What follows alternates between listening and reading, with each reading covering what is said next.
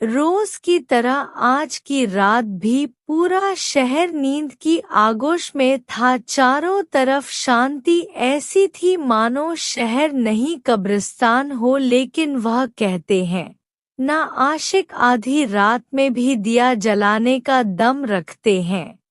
तो इन्हीं में से एक आशिक था रोहन। दरअसल रोहन भी मोबाइल की स्क्रीन पर टकटकी लगाए अपने दोहरे चरित्र का प्रदर्शन कर रहा था। एक चरित्र में वह अपनी उस सोच को उजागर कर रहा था जिसमें रुपया हो और उसके इर्द-गिर्द लड़कियों का जमावड़ा लगा हो। नहीं, पहले बताओ कल वाली फोटोज डिलीट करी या नहीं? हाँ बेबी, कर दी अब और मत तड़पाओ। अच्छा ठीक है, भेजती हूँ।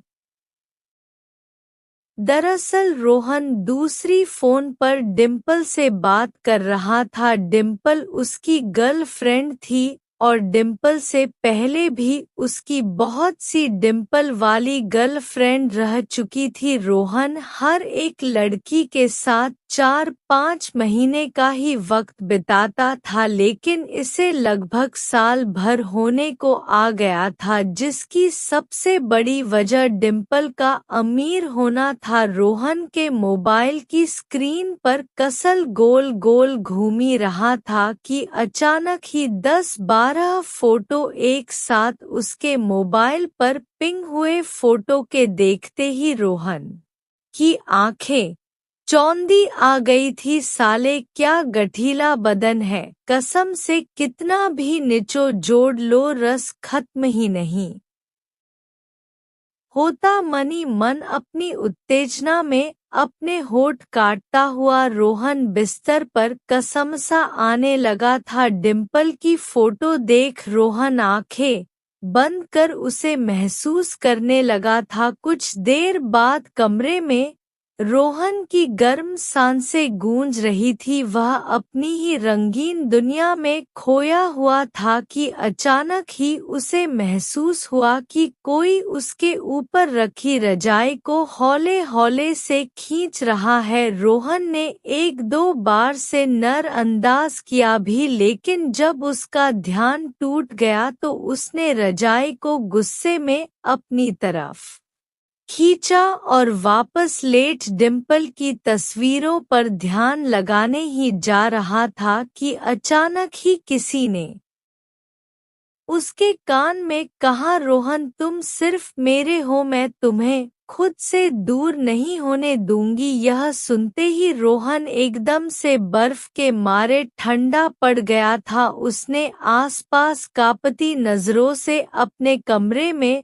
हर एक कोने में देखा, लेकिन सब कुछ अपनी जगह पर था। फिर ना जाने उसे क्या सूझी, उसने अपनी नजर ऊपर करी ही थी कि उसके पैरों तले जमीन ही गायब हो गई। लाश जिसका चेहरा पत्थर से कुचला था ठीक उसके सर के ऊपर उल्टी लटकी हुई उसे ही देख रही थी। रोहन लाश को देखकर मुर्दा हो गया था, पर इससे पहले वह खुद बचने के लिए कुछ कर पाता, उल्टी लटकी लाश ने अपना मुंह फड़ा और रोहन का सर उसके धड़ से अलग कर दिया। जब रोहन ने खुद को मरा हुआ मान लिया तो कांपता हुआ बिस्तर से उठ बैठा। सुबह सुबह वह बिस्तर पर अपने ही पसीने में तरबतर डर के मारे कांप रहा था। कितना बुरा सपना था साला, जब डिम्पल से कुछ ऐसी वैसी बात करता हूँ, पता नहीं यह भयानक सपने क्यों आते हैं।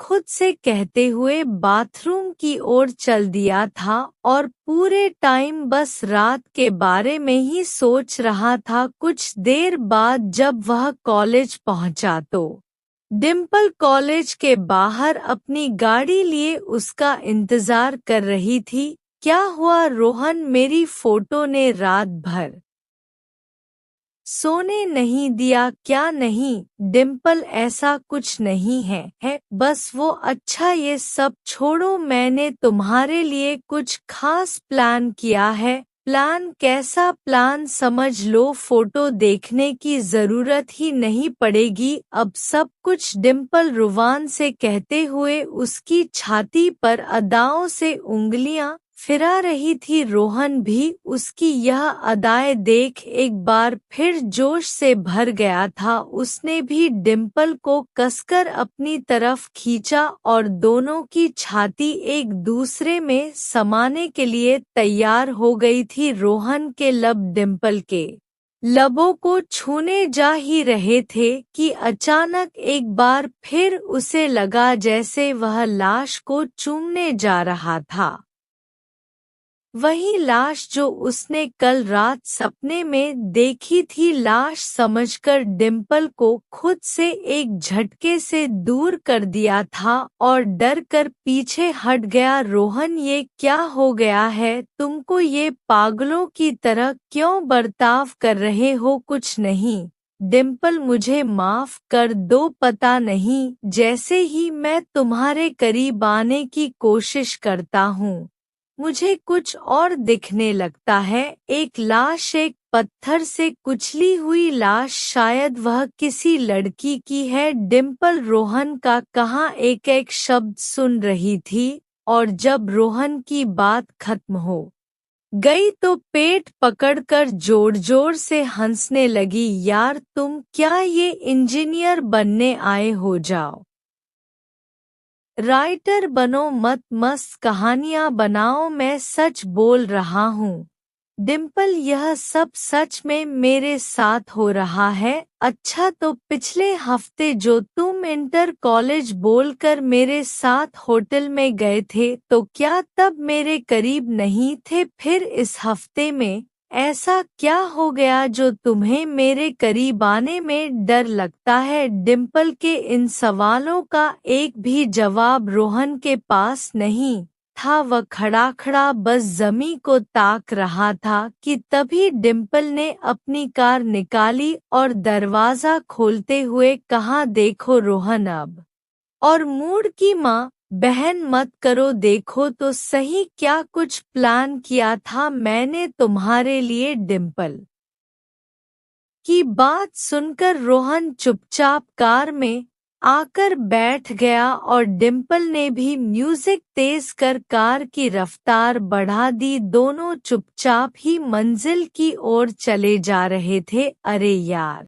कुछ बोलो भी, आज हमारा रिलेशनशिप को 1 साल हो गया है और तुम तो ऐसे मुंह बनाए हुए हो जैसे कोई मरने वाला है। मरने वाला तो है क्या मतलब? डिम्पल ने पूछा ही था कि अगले पल रोहन ने स्टीयरिंग पकड़ उसे बाई और घुमा जिससे कार का बैलेंस और कार सीधा डेविड से ज्यादा चोट डिम्पल को लगी थी क्योंकि स्टीयरिंग पकड़ने से पहले रोहन ने डिम्पल की सीट बेल्ट खोल दी थी, जिस वजह से जब एक्सीडेंट हुआ तो डिम्पल का शरीर कार से बाहर आ गिरा था। उसके हाथ पैर लहलुहान हो चुके थे, पसलियों की कितनी हड्डी टूटी थी यह उसे सांस लेने पर ही मालूम चल रहा था। इधर रोहन को बस कुछ खरोच ही आई थी। उसने जल्दी खुद को संभाला और कार के बाहर निकल डिम्पल के बगल में आकर लेट गया। शाम हो चुकी थी, जंगल का रास्ता अभी से ही पूरी तरह से सुनसान पड़ चुका था। बीच रोड पर डिम्पल एक सांस लेने को तरस रही थी, फिर भी उसने अपनी हिम्मत जुटाकर रोहन से बस इतना पूछा, क्यों, क्या बिगाड़ा था मैंने तेरा इस पर? रोहन ने मुस्कुराते हुए कहा, तुम अपनी मौत की वजह खुद हो। डिम्पल यह कहते हुए रोहन ने अपनी जेब से मोबाइल निकाला और उसे वही सब फोटो दिखाई जो डिम्पल ने उसे कल रात को भेजी थी। क्या कहना चाहते हो? तुमने ही तो भेजने को बोला था, तुम समझे नहीं? डिम्पल, जब किसी को फोटो भेजो तो देख लेना चाहिए कि बैकग्राउंड में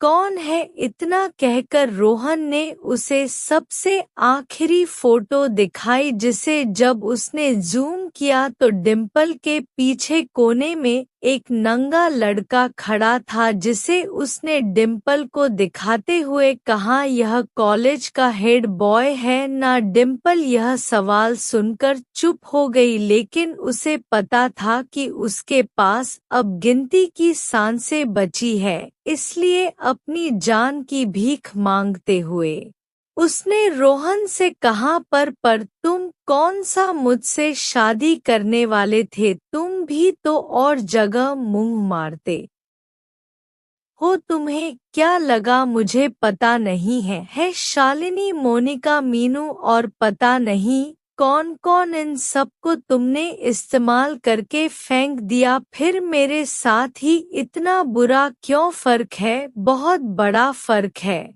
जितना भी नाम तुमने लिया उन सबको मैंने छोड़ा, लेकिन तुम ही इकलौती लड़की है जो मुझे छोड़ने वाली थी, और मुझे कोई छोड़ नहीं सकता। कोई नहीं छोड़ना है तो दुनिया छोड़ो, मुझे नहीं। रोहन डिम्पल को सारी बातें बता के रोड के किनारे किसी बड़े पत्थर को ढूंढने लगा था, जो कि कुछ ही पल बाद उसे मिल भी गया था। रोहन अब हाथ में पत्थर लिए डिम्पल के सामने खड़ा था, हाथ में पत्थर देख डिम्पल ने रोहन से फिर से कहा, मतलब सुबह की कहानी महज एक कहानी नहीं, बल्कि तुम्हारा प्लान था। हाँ, अब तुम सब कुछ सही सही समझ चुकी हो। आई लव यू जान, I will always love you. यह आखिरी शब्द डिम्पल ने सुने थे। इसके बाद रोहन ने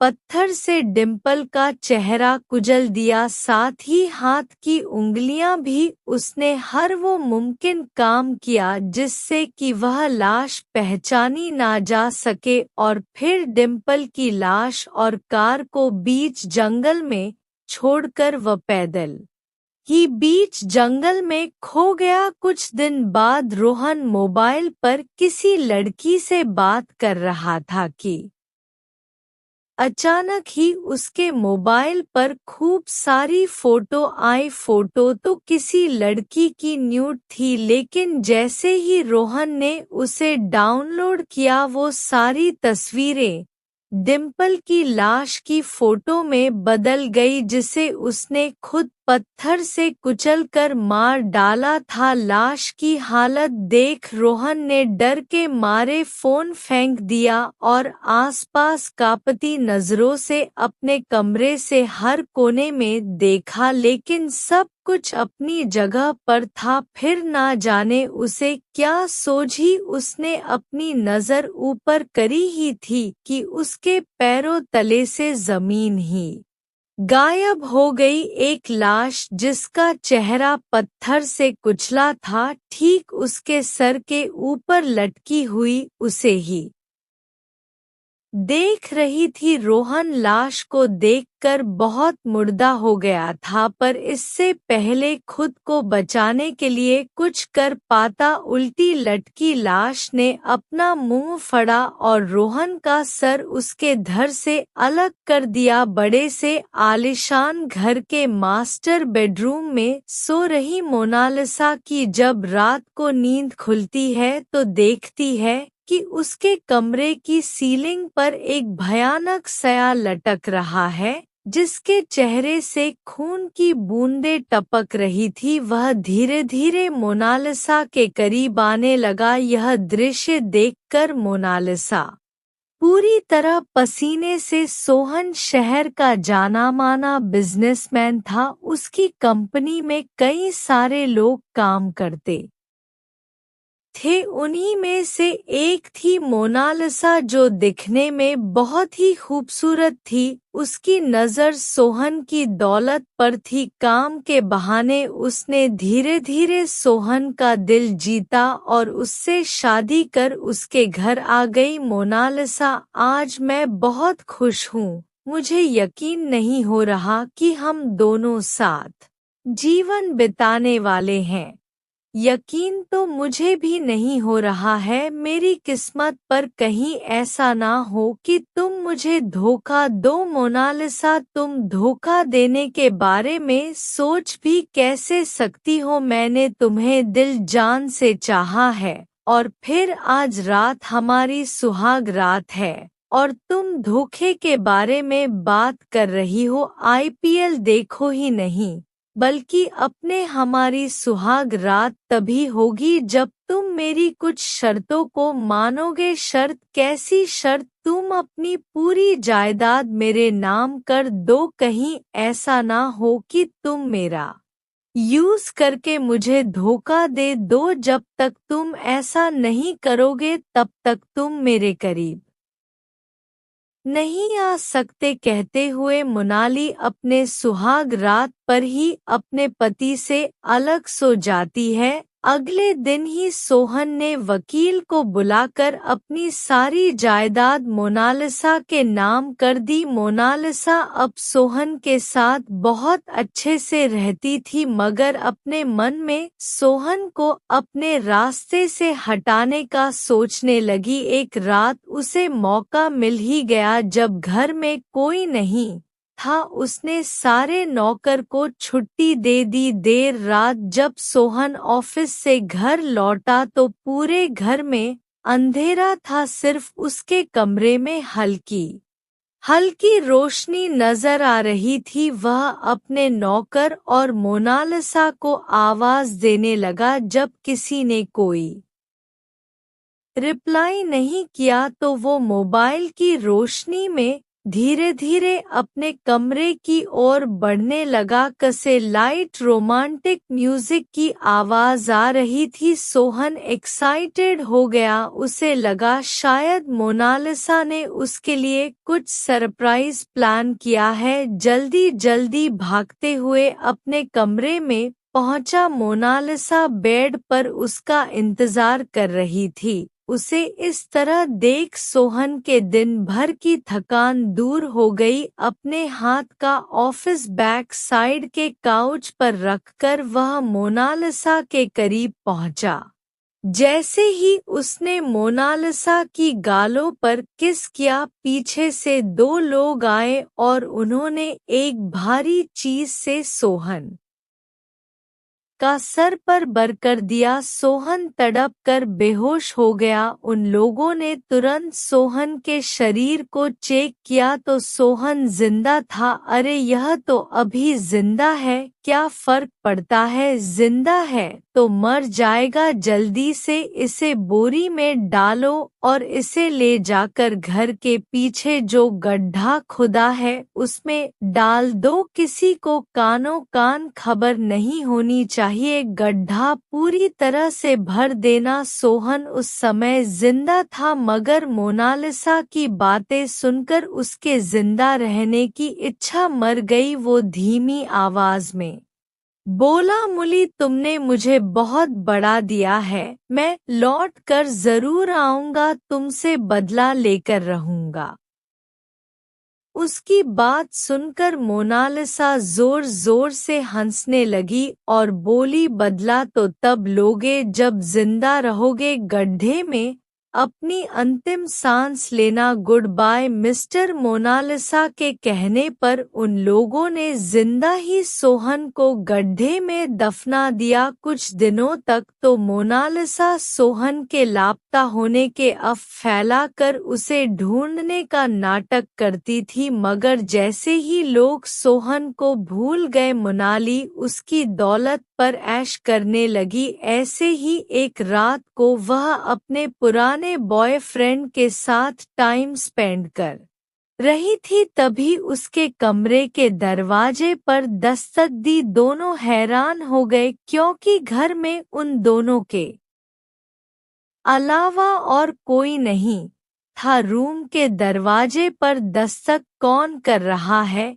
घर पर तो कोई नौकर भी नहीं है कोई नहीं है तुम्हें गलतफहमी हुई होगी, चलो सो जाते हैं। कहते हुए उसने मोनालिसा को अपनी बाहों में लेकर पलंग पर चला गया। तभी मोनालिसा को कांच में किसी की परेशानी नजर आई। उसने अपने फ्रेंड को धक्का देकर खुद से दूर किया और दरवाजा खोलकर चेक किया तो दरवाजे पर कोई नहीं था। वह लौटकर वापस अपने पलंग पर आकर लेट गई। जैसे ही उसे नींद लगने लगी, ऐसा लगा किसी का हाथ उसके ऊपर है। उसे लगा उसके दोस्त का हाथ होगा। वह हाथ उठाकर अपने ऊपर से हटाने लगी तो वह हाथ उसके हाथ में आ गया। डर के कारण वो उठ बैठी और उसने लाइट ऑन की तो देखा सामने सोहन बैठा था। उसकी आंखों की जगह काले गड्ढे और चेहरे और सर पर लगी चोट के कारण बहता हुआ खून नजर आ रहा था। उसने डर के कारण आंखें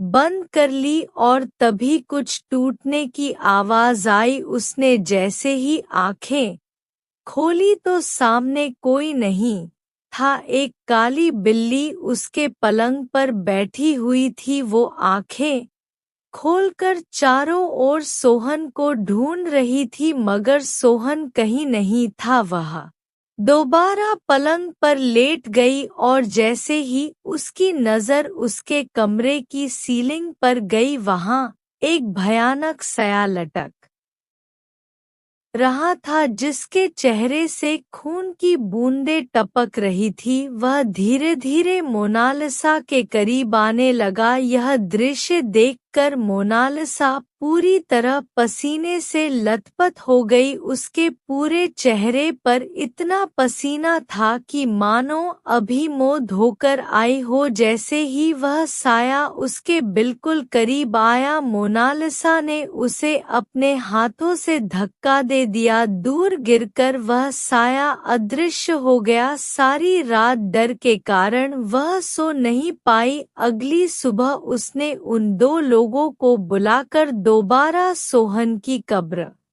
खुदवा। सोहन उसी कब्र में था। उसकी लाश को देखकर मोनाली को यकीन हो गया कि कल जो कुछ भी हुआ था वह सब कुछ बुरा ख्वाब था। कब्र से लौटकर मोनालिसा खुद को रिलैक्स के लिए बाथ टब में नहा रही थी। तभी बाथ टब का पानी पूरी तरह से लाल हो गया। डर के कारण वह उससे निकलने के लिए खड़ी हुई तो ऐसा लगा किसी ने उसके पैरों को पकड़ लिया हो। वह बाथ टब में खींचती चली गई। उसका चेहरा पानी के अंदर डूब गया था। उसे सांस लेने में तकलीफ होने लगी। वह मदद के लिए जोर जोर से चिल्ला रही थी। तभी अचानक उसे लगा कि वह पहले की तरह नॉर्मल ही है और बाथटब का पानी भी सही है। वह रिलैक्स होकर गहरी सांस लेने लगी। तभी उसकी निगाह सामने वस बेसन पर गई। यहाँ पर उसे सोहन नजर आ रहा था। अब उसे लगने लगा था कि जो कुछ भी उसके साथ हो रहा है वो सब कुछ सोहन की आत्मा ही कर रही है। सोहन, मुझे पता है तुम मुझसे बदला लेने के लिए आए हो, मगर प्लीज मुझे माफ कर दो। मैंने तुम्हारे साथ बहुत गलत किया। मैं तुमसे अपनी गलती की माफी मांग रही हूँ।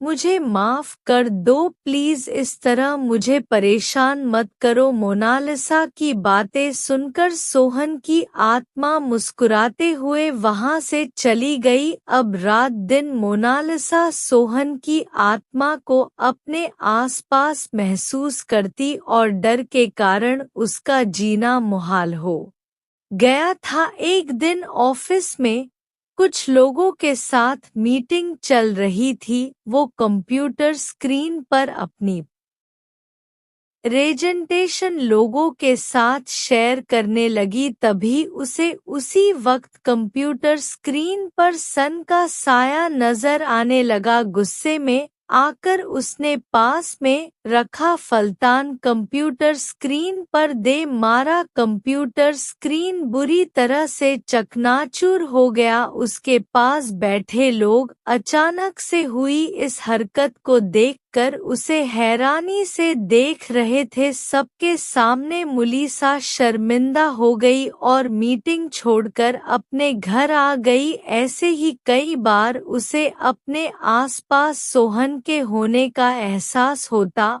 और वह कुछ ऐसी हरकत कर बैठती कि लोग उसे पागल समझने लगे थे। ऐसे ही एक दिन लोग पीठ पीछ उसका मजाक उड़ा रहे थे जो मोनालिसा ने सुन लिया था। तुम लोगों को क्या लगता है मैं पागल हो गई हूँ? मैं पागल नहीं हूँ, मैं सच कह रही हूँ।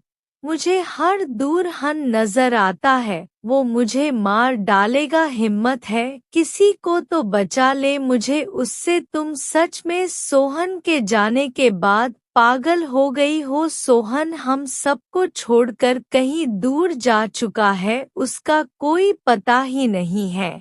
और तुम कहती हो कि वह तुम्हें नजर आ रहा है। सोहन कहीं नहीं गया है, यही है देखो वो रहा सामने। कहते हुए वो सोहन के साए की तरफ इशारा करने लगी। सभी लोग उस ओर देखने लगे मगर उन्हें कोई नजर नहीं आया। अरे कोई नहीं है वहाँ, तुम्हारा वहम होगा, मेरा वहम नहीं है बल्कि हकीकत है। मैंने अपने इन्हीं हाथों से सोहन को मारा है और वह मुझसे बदला लेने वाला है। तुम्हें मुझ पर यकीन नहीं है ना? तो चलो मेरे साथ। कहते हुए मोनालिसा अपने दोस्त को अपने साथ सोहन की कब्र पर ले जाती है, जहां पर वह गड्ढा खोदकर उन लोगों को सोहन की लाश दिखाती है और अपना जुर्म कबूल करती है। तभी अचानक ही वहां का मौसम बदल जाता। तेज हवाओं के साथ तेजी से बिजली कड़कने लगती है। अब सोहन का साया सभी को नजर आता है। यही तो मैं चाहता था कि तुम अपना जुर्म कबूल कर लो। तुमने अपना जुर्म कबूल कर लिया, अब तुम्हें सजा मैं दूंगा। कहते हुए वह मोनालिसा को घसीटते हुए उसी कब्र में डाल देता है। मिट्टी खुद ब खुद उस गड्ढे को भर देती है। मोनालिसा खुद को बचाने के लिए जोर जोर से चिल्लाती है मगर कोई भी उसे नहीं बचाता। उस दिन के बाद से न की आत्मा किसी को भी नजर नहीं